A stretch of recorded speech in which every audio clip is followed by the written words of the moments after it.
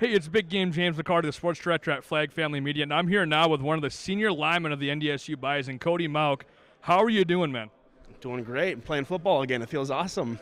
Hey, how does it feel? You're a week into practice now. You got your jerseys on. You got the practice pants on. How great is it to be back on the field? Oh, it's so great. You know, it's what we worked for the entire offseason, so to actually be able to go out there and hit some people is an awesome feeling. And I'm not too happy about putting the jersey back. I need a bigger jersey. It's just my gut's getting a little big. I need maybe like a 3X jersey. But, no, it feels great, yeah. Hey, and as well, I'm sure you heard the rumors of this big practice facility coming when you were probably a recruit a handful of years ago. All of a sudden, they started building it a year or so ago, and now it's there. You got the new practice turf field. You got the new indoor field that'll be ready in the next couple of months. You got your first taste on it, I believe, this past week. How great is it to be able to you're almost kind of growing with the program and seeing some of that stuff. How cool is it to play on that new field? Oh, it's so cool. I mean, yeah, literally a year ago, you know, the grass fields were still out there. So just to see how far they've come within a year is so cool. And, you know, the program in general, like we're getting all this cool stuff. And I'm hoping, you know, this will be done by the time I leave so I'm able to play in the indoor a little bit. But like the turf out there is so nice, and it's just all first class. Like it's just so cool to, like you said, kind of grow with the program. And I've been here 6 years, and to see how far it's come in that time is just wild. And now you're looking at this year, the 2022 Bison. When people see the Hogs, the offensive line, they see the big guys up front that get the job done. Cody Mauch's name comes to mind for so many people now. You're a leader of that offensive line, and you've been able to learn after some really great linemen, like guys like Cordell Volson, different guys of that sort. What have you been able to take away from them the last couple of years to be able to be a leader in that offensive line yourself? Yeah, I think the biggest thing is just, you know, when a guy like Cordell leaves, it kind of forces you to step into like a leadership role. And, you know, it's not only me. There's other guys. We probably have, you know, 3-4 good leaders in that offensive line. But it really forces people to step up. And, you know, with that, everyone kind of matures a little bit too. So I think our whole room has grown a lot just within the last year. But then, you know, guys like Cordell and Dylan and Zach Johnson, like, we have our installs, you know, with our playbook, and you see their reps. And, you know, I'm sitting there in the summer watching, you know, technique of Dylan, and like, you're still learning football from them, and they've been gone for a couple of years now. So it's just it's cool to kind of, you know, look back and see them when they were your age, and just try to model, you know, some technique after what they do. Especially Dylan. Dylan was a really good technician. In that national championship game in January, there was a lot of lights on you guys. A lot of people were able to watch you guys take down Montana State in that championship game. Offensive line, not a lot of people maybe give it the respect it's deserved. Sometimes it flies under the radar. But in that game, watching yourself and a couple of other offensive linemen, every time you guys got a big push off the line, a 10-yard run, Cam Miller would spring for it, Hunter Lipke would burst out for a touchdown. It looked like you guys were having more fun than anybody else on that field. What is kind of the camaraderie of that offensive line, and what's your chemistry like? Because you guys just seem like, even though maybe some people don't see it, you have more fun than everybody else out there, it looks like. Well, absolutely. Like, we're weird people. We just love to just try to hit the people across from us. You know, we want to hurt people.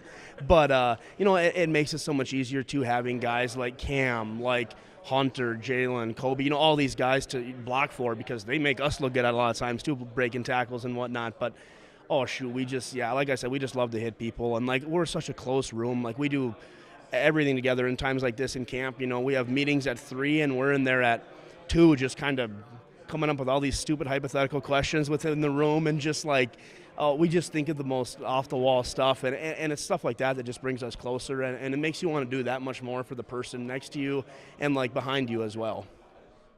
And a guy like Hunter Lipke on that team, he's a fullback, but he can play tight end, he can play running back. I mean, heck, he might be undersized, but he could probably play a little bit of offensive line if you guys wanted to install him.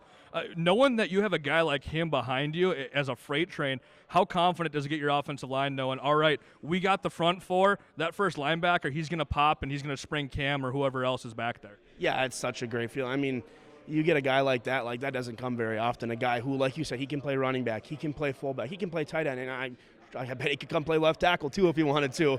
Like, he's just, you know, that good, that athletic. And but it's such a good, like, reassuring feeling. Hey, you know, and then maybe let's say we run a combo up to the backer, we miss the backer. Well, Hunter's probably there to, you know, hit that guy or break his tackle. You know, very rarely does he get tackled on the first guy. So just it's incredible to watch him play. And if you look at kind of, I'm sure you're not a big accolade guy, but Last year, Missouri Valley, you were a first-teamer. The Associated Press All-America, you were a second-teamer, and Hero Sports had you as a third-teamer.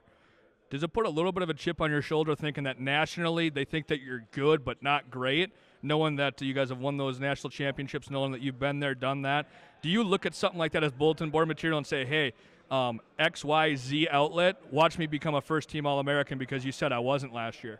Yeah, I don't think so really that much. I'm not huge on like bulletin board material. If you need something like that to kind of get you, routed up and playing hard, as long as you're playing hard, but I don't look at that kind of stuff as something to motivate me. What motivates me is just trying to get it done for the guys in the room, guys in our entire locker room, the coaches, like the fans. Like that's what kind of gets me riled up. And obviously I'll see that stuff, and maybe in the back of my mind I'm like, oh, I wish I was higher or whatever. But we won a national championship. Who cares about that kind of stuff? The accolades, like who cares about that kind of stuff? We're just there to win ball games.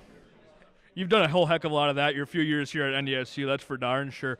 Do you have any type of pregame rituals, or I got to listen to this song, I got to listen to this album, maybe it's go over, I got to have a conversation with this coach, or I need to eat this breakfast, or do you just go out there and however Saturday morning goes, it doesn't matter because I'm going to go and probably pancake a couple guys in the afternoon? Yeah, I guess I don't really have like a insane ritual.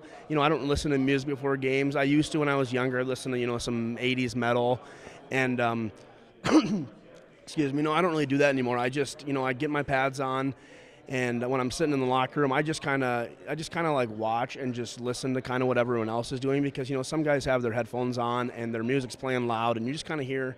It's a weird thing, but I just like listening to what everyone else is doing, see how they get ready for games, and then the 10 minutes before we go out for the game, just kind of sit down, put my head in my lap, and I just kind of envision the entire game, or try to envision the game, our 12 openers, any blitz pictures or anything like that we're expecting to get, goal line pass, anything. I just try to envision what's going to happen, and I like that ritual. It just gets me right for game day.